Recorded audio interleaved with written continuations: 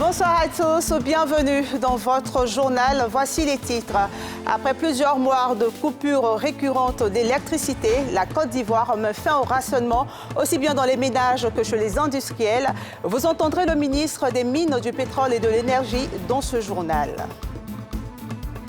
La Côte d'Ivoire abritera le 27e congrès postal universel à partir du 9 août prochain. C'est le deuxième pays africain après l'Égypte qui accueille un tel événement. Le ministre de l'économie numérique, des télécommunications et de l'innovation, Roger Félix Adom, est l'invité de ce journal. Et puis nous parlerons également des vacances scolaires, des vacances meublées par des tournois de football dans plusieurs communes d'Abidjan. Vous le verrez dans ce journal, ces tournois, en plus d'être passionnants, drainent du monde. Tout d'abord, ce communiqué de la présidence de la République nous informant de la mise en confinement volontaire du président de la République.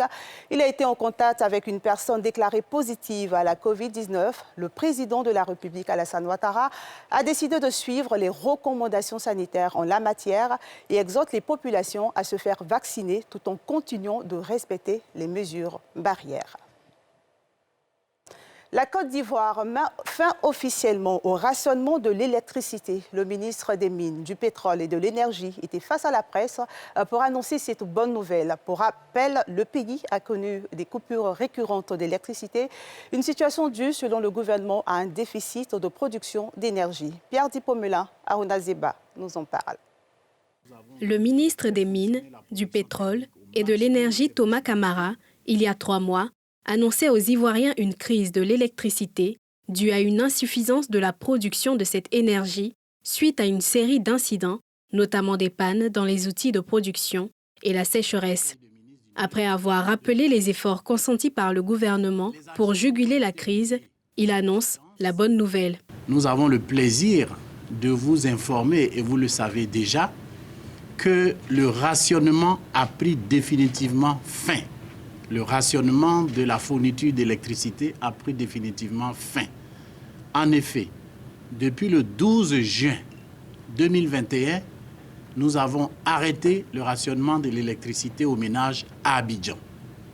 C'est donc une durée d'environ 1 mois et demi que le rationnement s'est produit aux ménages ici à Abidjan. Au niveau de l'intérieur du pays, depuis le 25 juin 2021, c'est-à-dire 1 mois et demi également, depuis le début du rationnement, ce rationnement donc a pris fin à l'intérieur du pays. Et depuis le 9 juillet 2021, c'est-à-dire moins de 3 mois, le rationnement des industriels a pris fin. Thomas Camara a saisi l'occasion pour interpeller les commerçants véreux qui ont pris pour prétexte la crise de l'électricité pour faire de la surenchère. Si certains commerçants s'appuyaient sur cet argument pour faire des prix plus hauts, des prix plus élevés, ben on prend la population à témoin, on informe la population et ses commerçants que la crise énergétique est terminée. Ce n'est donc plus un prétexte pour pratiquer des prix élevés. Donc le ministre du Commerce et de l'Industrie est donc en action pour contenir les prix sur les marchés. Il a également indiqué que des dispositions sont prises pour éviter qu'une telle crise se reproduise. Des dispositions ont été prises de sorte qu'une centrale d'appoint, une centrale de réserve soit commandée et soit alimentée par du gaz GNL, le gaz naturel liquéfié qui est importé.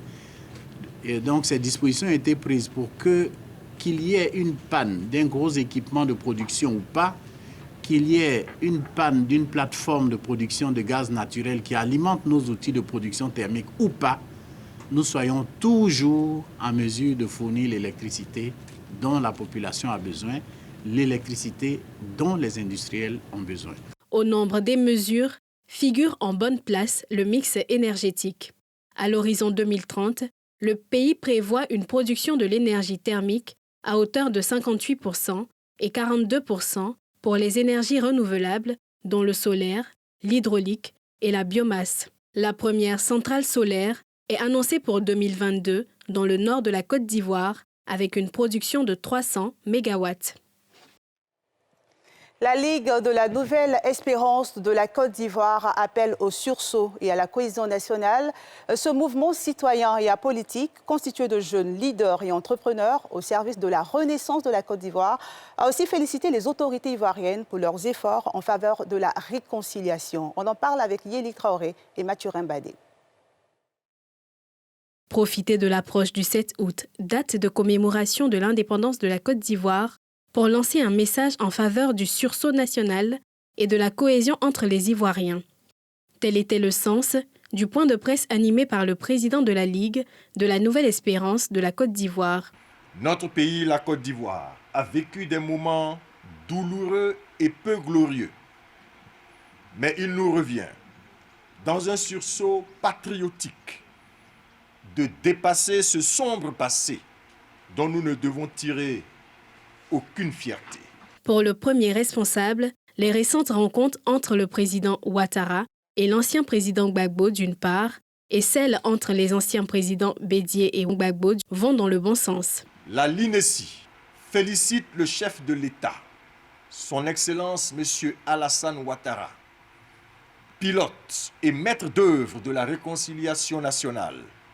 Elle l'encourage à persévérer et à tout mettre en œuvre pour rassembler son peuple.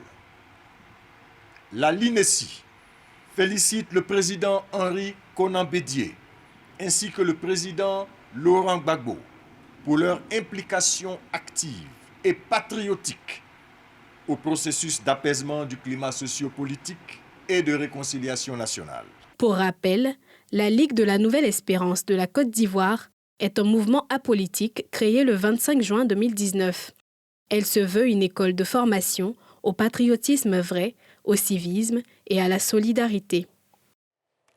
Après plusieurs années dans l'agonie, la Poste de Côte d'Ivoire renaît de ses cendres.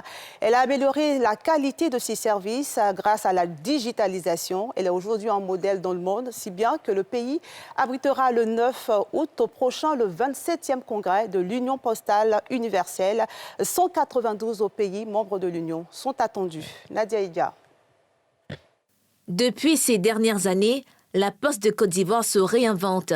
Des services digitalisés sur les échanges traditionnels d'émissions et d'envoi de courriers et colis, mais aussi le e-commerce et l'amélioration de la qualité du service ont été pris en compte par cette entreprise publique. Autant d'efforts qui contribuent à redorer le blason de cette institution. Ce que l'innovation nous apporte, c'est de nous repositionner en tant qu'entité au cœur de la vie du citoyen. Il faut savoir qu'aujourd'hui, le numérique, c'est quelque chose de vital pour toutes les entreprises. C'est un virage nécessaire. Donc aujourd'hui, si une entreprise néglige le numérique, dans 5-10 ans, elle ne va plus exister. Donc c'est ce virage-là que nous, on est en train de prendre. Et on est sur une bonne lancée. Les usagers, quant à eux, sont satisfaits de ce nouvel élan qui permet, entre autres, la facilitation de l'acquisition du colis et le gain de temps. J'ai déposé hier en matinée et j'ai été appelé hier après-midi pour me dire que mon document est prêt. Et là, c'est efficace. Aujourd'hui, je suis venu retirer mon... Je suis très satisfait parce que là, ça me permet de gagner en temps. Si la poste ivoirienne se porte bien en ce moment, le 27e congrès de l'Union postale universelle, qui se tiendra du 9 au 27 août prochain, sera certainement un levier important dans cette croissance déjà enclenchée. Les attentes de cet événement sont nombreuses. Au cours de ce congrès, il s'agira entre autres d'adopter la nouvelle stratégie postale mondiale, en tenant compte des nouvelles technologies, d'élire le prochain directeur général et le vice-directeur général du Bureau international, ainsi que les membres du conseil d'administration et du conseil d'exploitation postale 2021-2024. Et pour parler de ce sujet, nous recevons le ministre des Télécommunications et de la Poste. Bonsoir, monsieur le ministre. Bonsoir, madame. Et bienvenue sur notre plateau. Merci de m'avoir invité. Alors, dites-nous, la Côte d'Ivoire est le deuxième pays de l'Afrique, après l'Égypte, à recevoir ce congrès, ce grand congrès pour le monde postal. Quels sont les éléments qui militent en faveur du choix de la Côte d'Ivoire? En tout cas, 87 ans après l'Égypte, donc un pays africain, accueille de nouveau ce congrès important, donc le congrès de l'Union postale universelle, donc qui est une organisation qui regroupe 192 pays, Donc ça montre déjà que la Côte d'Ivoire est un pays qui plaît, un pays dans lequel il fait bon vivre, un pays qui rayonne, parce que si les postiers du monde entier ont décidé de se retrouver à Abidjan pendant 3 semaines, du 9 au 27 août, avec les contraintes mondiales actuelles, aussi bien du point de vue sécuritaire que sanitaire, ça montre que la Côte d'Ivoire est un pays sûr, qui a la capacité à accueillir tous les congressistes. Est-ce que vous pouvez nous parler, Monsieur le ministre, des enjeux de cette rencontre? Déjà, les enjeux, comme vous le disiez dans votre reportage, ça va être déjà de définir la nouvelle stratégie mondiale postale, donc qui s'appellera, en tout cas en 2021-2025, la stratégie postale d'Abidjan. Donc, en termes d'enjeux, vous voyez aujourd'hui qu'il y a la nouvelle technologie, on parle du numérique, donc on parle de nouvelles technologies, on parle de nouvelles évolutions, et il faut que la Poste, qui est un métier ancien, puisque l'Union postale universelle existe depuis 1874, donc ça fait 147 ans que cette institution existe. Donc comment le métier de la Poste va évoluer au regard de ces nouvelles technologies?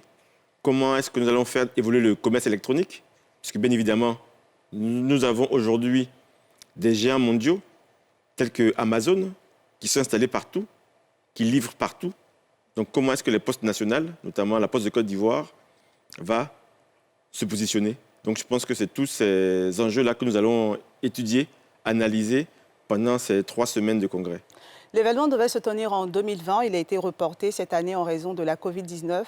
Pouvons-nous dire aujourd'hui que la Côte d'Ivoire est prête à accueillir en termes d'organisation? Comme moi, vous voyez bien qu'au niveau de la Covid-19, malgré une 300aine de morts qu'on déplore, puisque bien évidemment, on ne peut pas se réjouir du fait qu'il y ait 300 morts, mais par rapport à beaucoup d'autres pays, c'est des fois plus de 300 morts par jour. Donc la Côte d'Ivoire a su maîtriser les contraintes de la Covid-19. Donc on n'a pas tant de cas positifs que cela. Donc je pense que le Bureau international de l'Union postale universelle, qui est venu à Abidjan aussi bien au mois de mai qu'au mois de juin, a analysé la situation et a vu que la situation sanitaire de notre pays était relativement bien maîtrisée.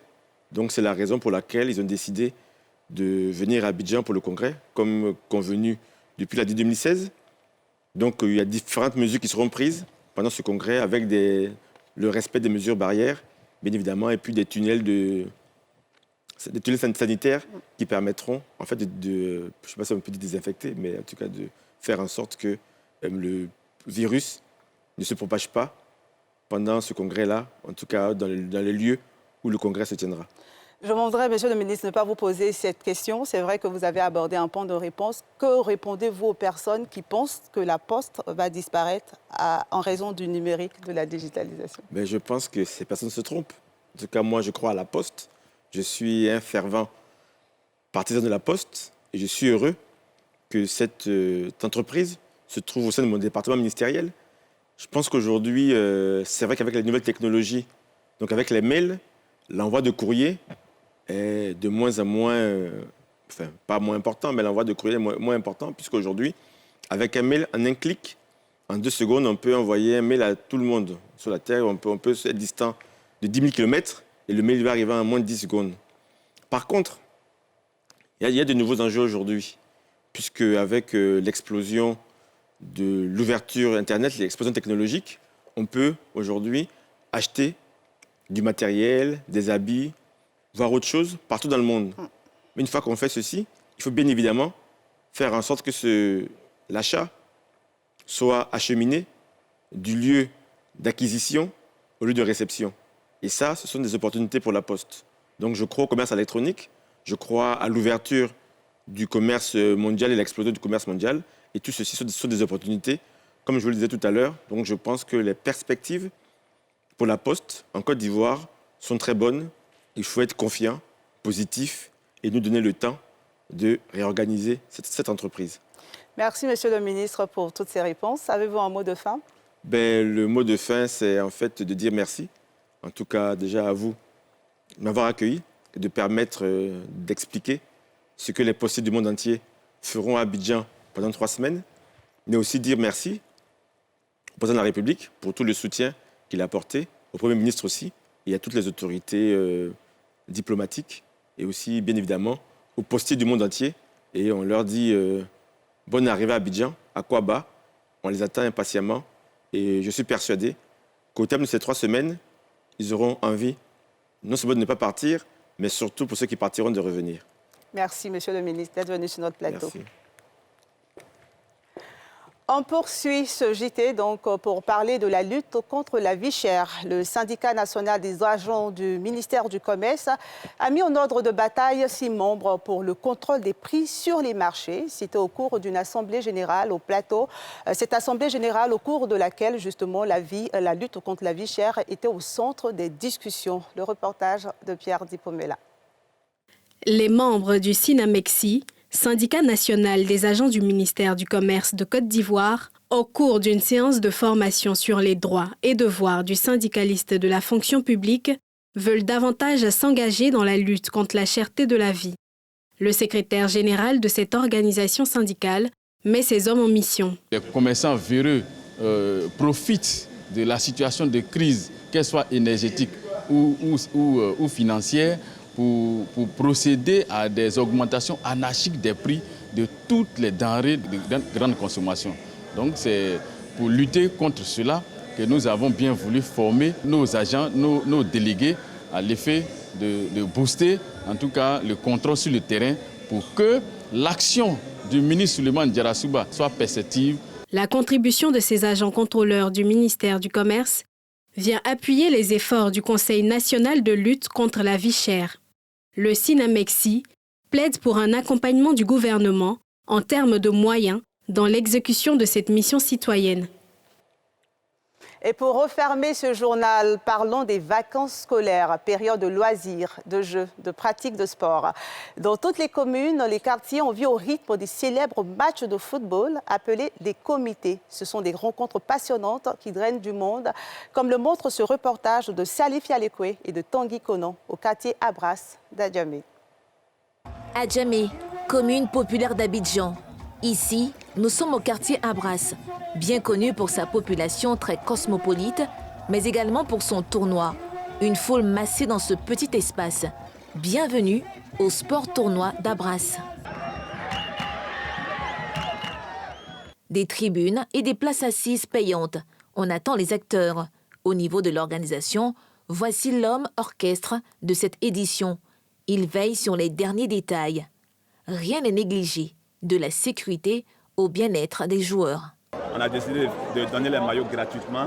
La participation au tournoi est gratuite et à la fin du tournoi, il y a des avantages. On veut mettre le maximum de professionnalité d'organisation dans ce tournoi-là, de sorte à attirer les partenaires sponsors. Les commissaires au match qui vérifient tout. On met l'ambiance comme on peut. C'est la fête. Ce jour, Jacob FC, en rouge, affronte l'équipe du quartier rouge habillée en bleu-blanc. Un derby qui attire plusieurs spectateurs et non des moindres, comme cet agent FIFA. Nous avons décidé de mener à terme le choix sur 20 joueurs de l'ensemble des 32 équipes à l'encontre des 63 matchs. Et nous allons leur apporter une formation assez qualifiée de quelques jours. Et bien évidemment, à la fin, essayer d'apporter la maquette à des structures que nous avons en partenariat à l'extérieur. Un beau spectacle, apprécié par ses nombreux supporters, mais aussi les joueurs fiers d'y contribuer. Au terme du match, le quartier rouge écrase Jacob. Mais on maintient cette ambiance de fair play. Le tournoi est bien organisé. Ici, il y a l'ambiance. Il y a vraiment l'ambiance. Très bien. Nous sommes très contents chaque fois ce tournoi. Quand je vois ces jeunes jouer, vraiment, je suis très ému. Je suis très content. Il y a des talents ici. C'est des jeunes qui sont très ambitieux, qui sont très forts. À Zébié, à Yopougon, tout comme à Abras, à Adjamé, entre autres, on vit les vacances scolaires au rythme du football. Des tribunes qui drainent du monde occupent sainement les jeunes. Et c'est sur cette note de gaieté que prend fin ce JT. Merci de l'avoir suivi. Je vous donne rendez-vous demain à la même heure sur la même chaîne. Prenez soin de vous.